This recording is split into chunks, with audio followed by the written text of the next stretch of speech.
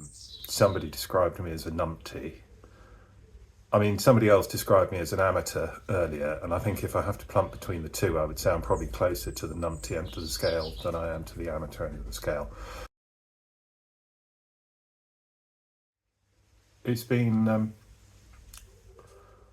quite a repetitive week, if I'm honest, and a lot of it hasn't made for very good video. Sanding. It seems like a really small boat until you have to scrape down and sand every inch of it, at which point it seems like a really big boat. There has been a lot of that this week, and it's not the greatest of content.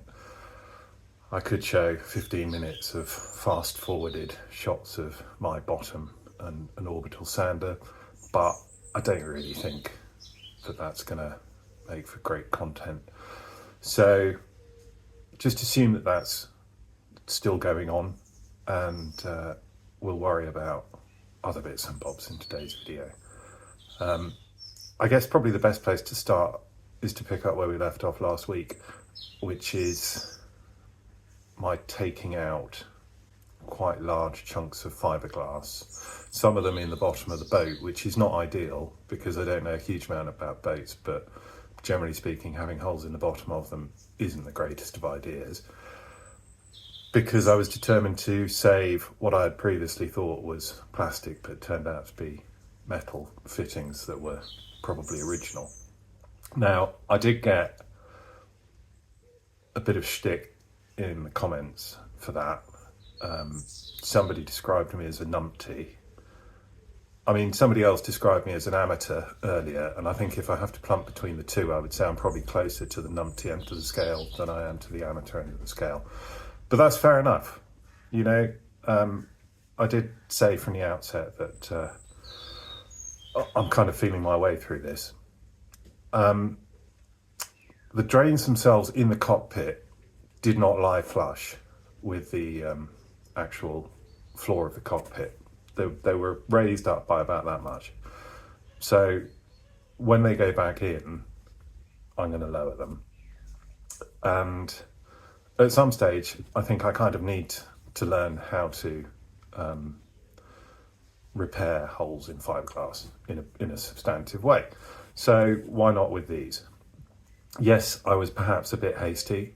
I did, it turns out, have a hole saw, which was the perfect dimension to take out at least two of them and would have left a substantially neater hole in the boat.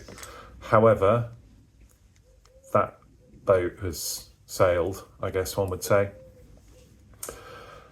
Now, I'm not saying that the ends justify the means, but I wrote in a friend because I couldn't get the fittings apart, who took them away to his workshop and brought them back. And not only had he managed to get the fittings apart, but he'd also run them through a sandblaster. So what was previously so grotty that one thought it was probably plastic is now back to not one, not two, not three, but four really, really good condition fittings that I'm going to be pleased to put back on the boat, even if it's going to be a bit of a pain to do so. So, yeah, I mean, I'm sorry if I offended anybody by drilling holes in the boat, but these things happen. You can't put the toothpaste back in the tube. Now, I did have a chat with Jason Joyce. If you haven't seen his channel, I'll post a link or figure out how to make some sort of link appear. Because Jason is one of the reasons that I got interested in the Sea Witch in the first place, because he does some great videos, but they are about sailing, which, as you know, I cannot actually do yet. And he knows Sea Witches inside and out and has been a great help. So he and I have agreed in exchange for a couple of random bits of wood that I have that I finally figured out were to do with putting tables in between the bulkheads, but I'm not going to need, for some replacement part to go in the bottom of the boat that hopefully should make my life a little bit easier when it comes to putting the drains back in. So I do recommend you give them a watch, because it's going to be a while before I get to the stage where I'm posting glamorous videos of sailing off into the sunset and so on. However, there is a danger that I will be on my very first Learn to Sail course next month. I'm just finalising the details, but a boating club nearby is running a weekend course, and I need to learn how to sail, and I need to learn how to sail quite quickly. So I'm going to hopefully get onto that. What else? Well, the weather's certainly turned a lot. It rained overnight a lot. So I have covered up the boat with a tarpaulin, which is catching most of the water, if not actually diverting it overboard. But it does save me having to drain out the boat every single time. But I need to get the boat watertight. So there's two main aspects to that. One is the windows, and the other is the cockpit lockers. Now, I actually filmed quite a lot of stuff for what was going to be one of my little jobs videos for the cockpit lockers. However, I think what I'm going to do is, at this point, I'm going to hand over to Previous Giles and let him take you through most of the restoration of the cockpit lockers. And then I will pick back up when Previous Giles runs out of things to say. These are the two seats / lids for the lockers in the cockpit. As always, not sure if they're original. Feel like wood, look like wood. Taking the fixings off, and they're stored separately. Always store stuff in a jam jar. They're really useful. I don't know if you can see the rest of the garage, but they're easy to come by, easy to label, easy to stack. And if you can't follow the rule that says every time you take fixings off something, keep it with it, just put it in a jam jar and put it next to it. Right, so I have had a try at just sanding these, and it didn't really work, so they're going to have to be varnish stripped. So I'm going to whack on a generous coat to each, apply a second generous coat after about an hour, and then come back and see how we're doing. So the results are a bit curate's eggish, really. This is the step, which I finally figured out where it went, and I just figured I'd pop a bit of paint remover on that while I was doing it. Two of these have turned out all right. That's one that hasn't. And two of them, it hasn't really done very much. And I suspect it's because the ones on which it's worked are the inside of the lockers, and the ones on which it hasn't worked are the outside of the lockers. So I'm going to scrape off all of them, but I suspect either another coat on the ones that haven't worked, or potentially just see how I go with the sander after they're tidied up a bit.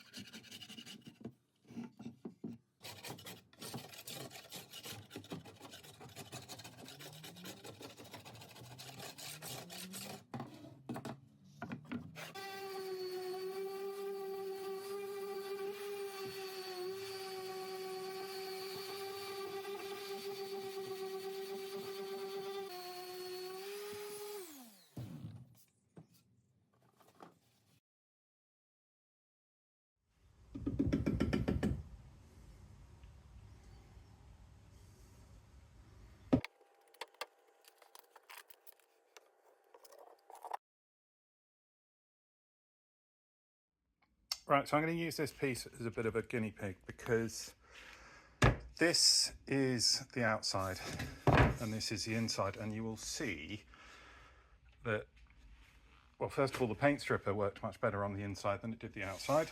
And I suspect this sort of bluish sheen is why some sort of waterproof layer buried deep beneath the paint. It is an absolute pain to try and get off. So I'm going to use this one as a sacrificial guinea pig, and I'm going to T-coil it up and just see if one can tell the difference after it's been oiled.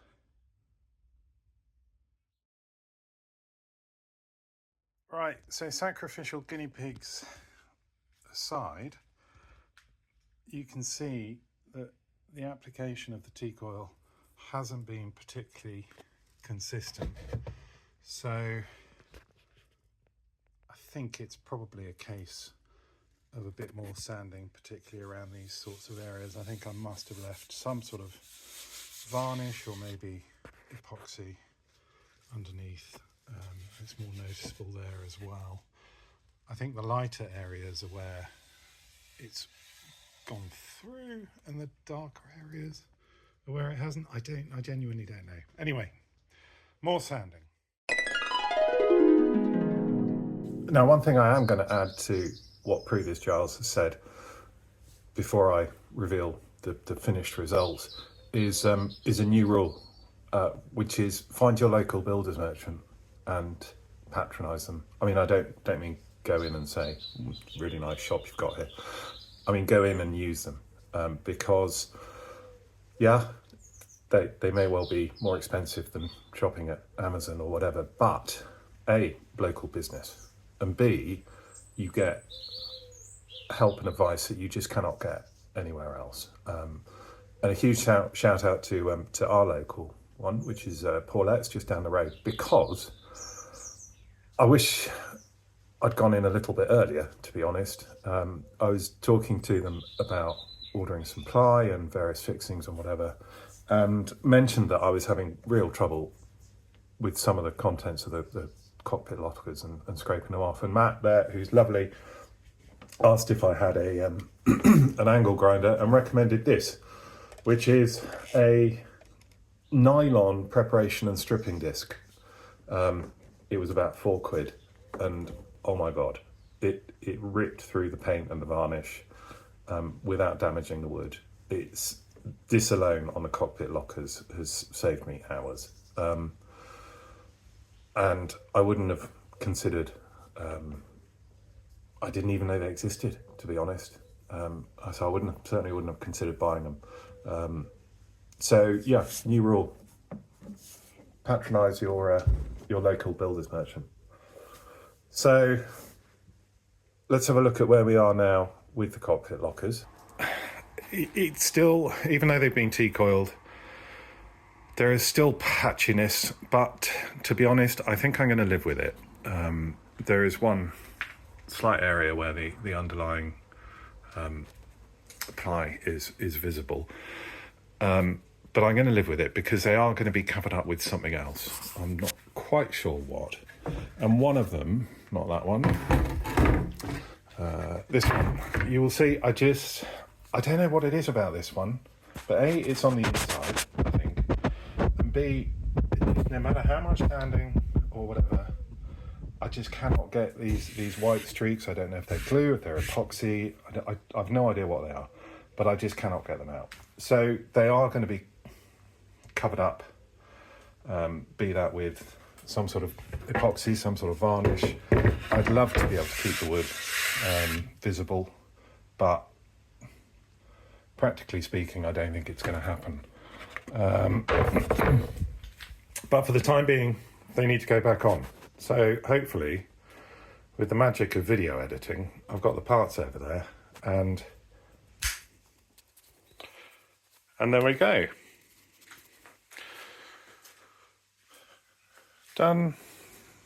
Ready to go back on to the boat and hopefully cut out quite a lot of water ingress in the process.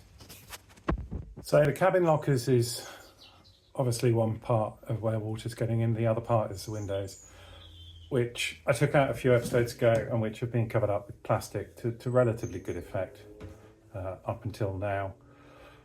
But it's time to get new ones in. So I've ordered two things.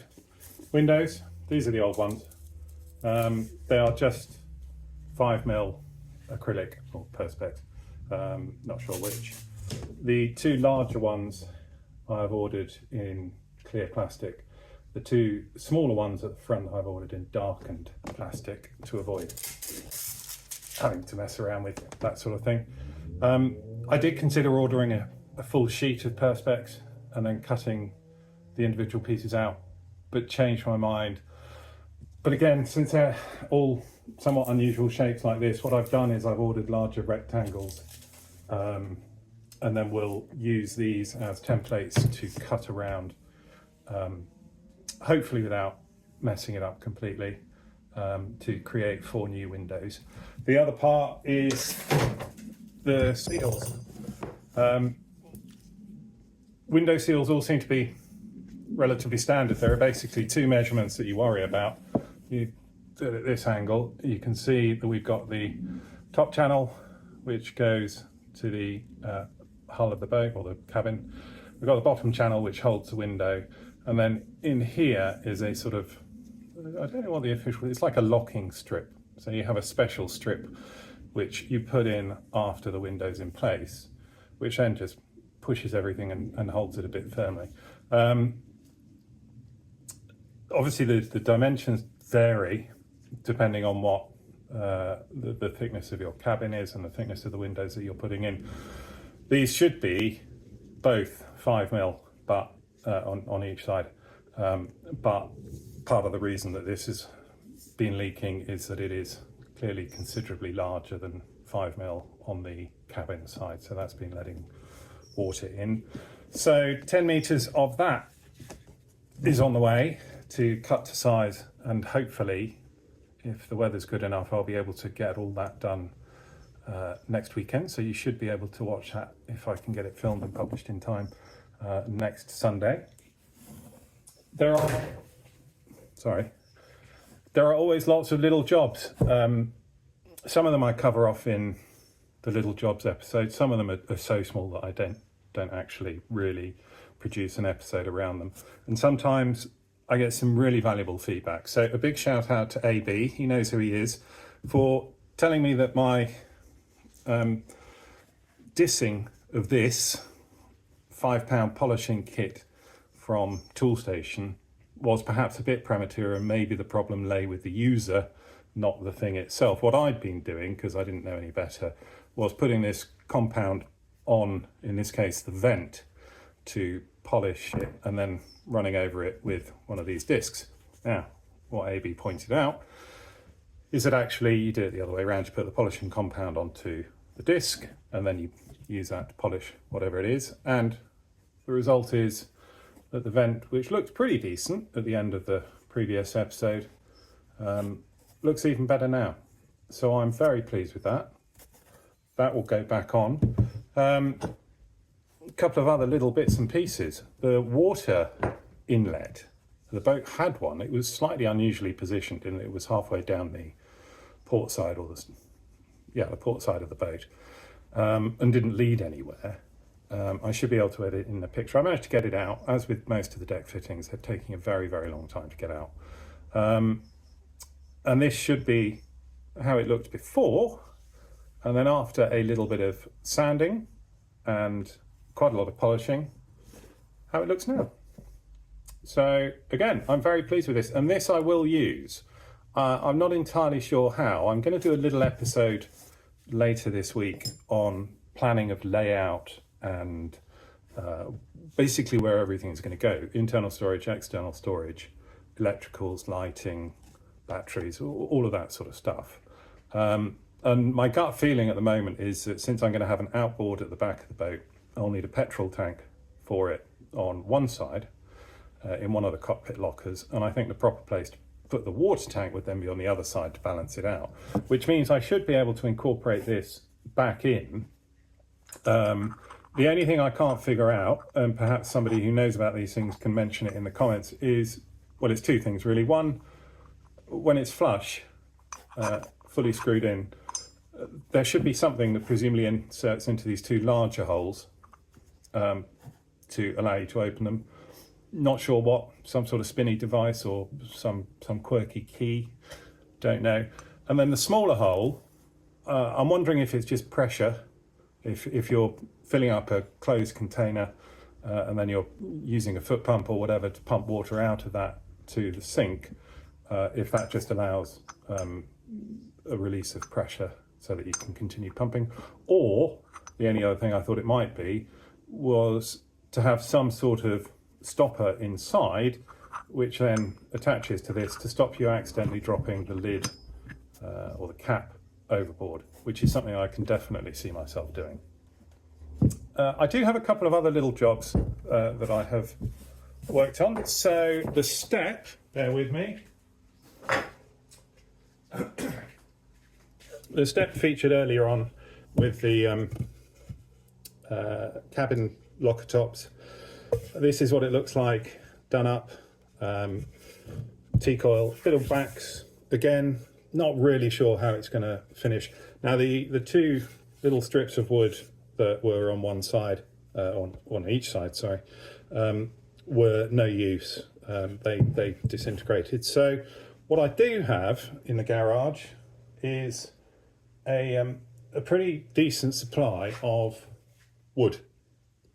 Just stuff that has racked up over the years that I never really tend to get around to throwing away, including this, which I think, I mean, don't hold me to it, I think is walnut.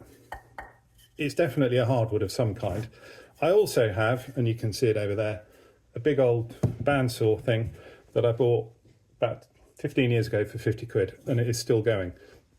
Whilst I'm not the world's greatest woodworker, I can calculate a 45-degree angle, if needs be, which has enabled me to create two quite nice, slightly beveled or whatever you know, sanded off, new side bits for the step. So they will go on like so that when it's upside down, it's held in place nice and firmly between the sides of the cabin so that you can get in and out.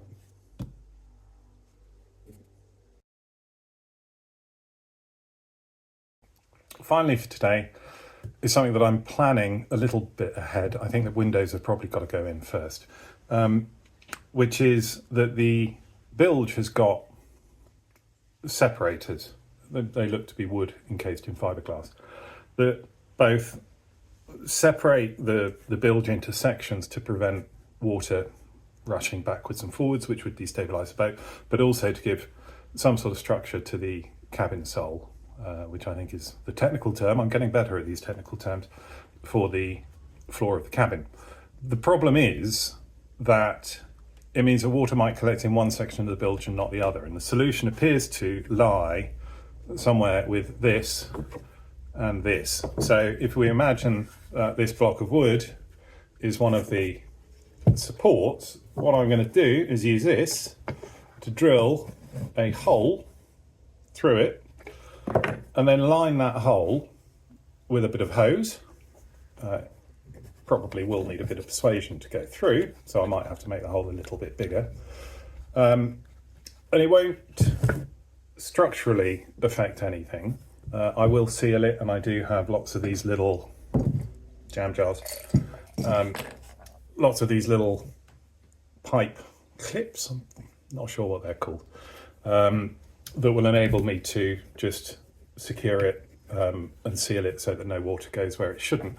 But it opens up the sections from one to the other so that the water will find its own level, which will enable me, hopefully, to drain the bilge a bit more practically if needs be.